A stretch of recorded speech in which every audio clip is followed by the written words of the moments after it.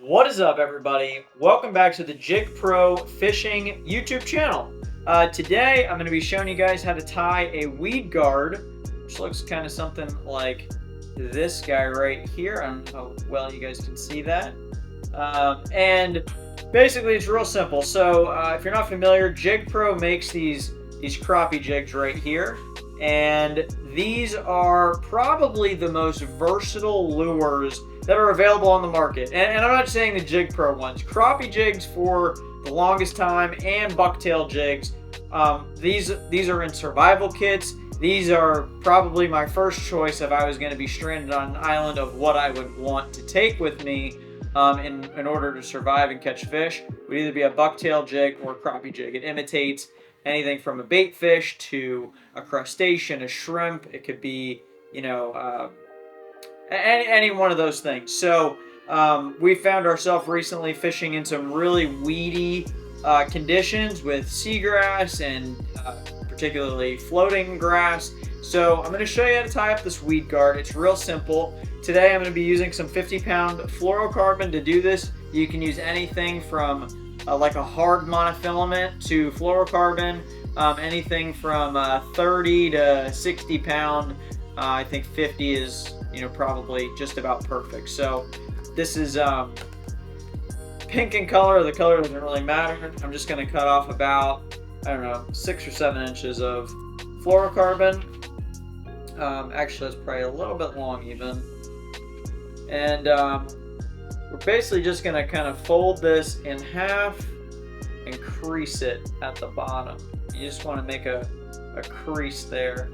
Just kind of pinch it so that it's got a little kink in the line there. As you can see, there's that little kink there.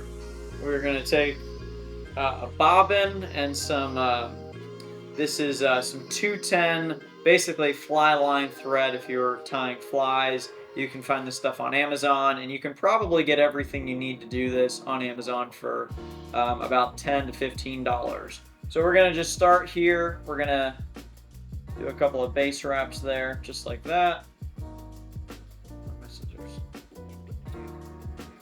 Trim the tag end off.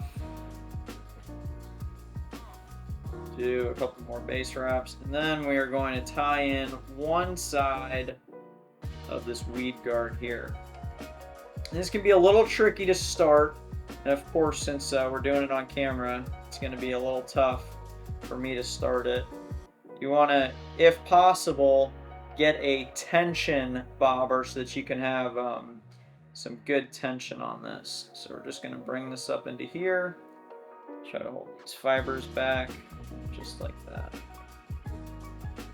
Kind of get it in the position that you want it. And then it's just as simple as starting to make some tie-ins like so. And you're just going to tie in the one side there, okay? It will kind of reposition where we want everything. Right about there. And then we're going to switch, and then we're just going to go over the other side just by itself. Hopefully you guys can pick that up. Okay.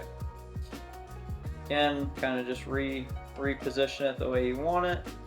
And the monofilament or fluorocarbon that you're using is going to have a type of curvature from either sitting on the spool. So notice I've got it kind of facing up, but you can put it however you want. That doesn't really affect anything.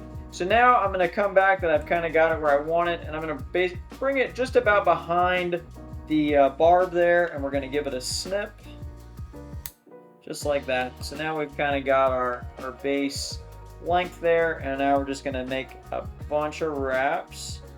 Let's make sure this is straight. Super particular about this, and we're just going to go around and around and around a lot of times.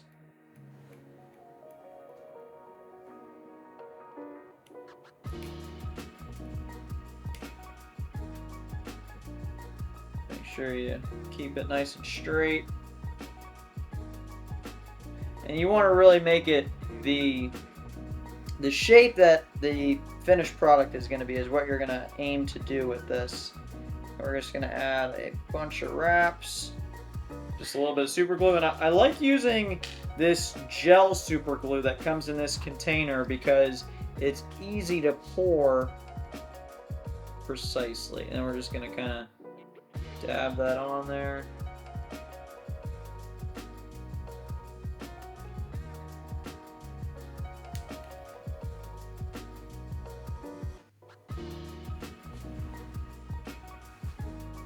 It helps if you have a vise that rotates. If you don't have a vise, there's a lot of good options.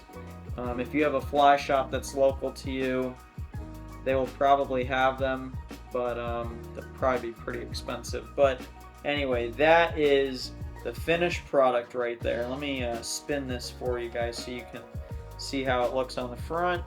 And then that's just about perfect.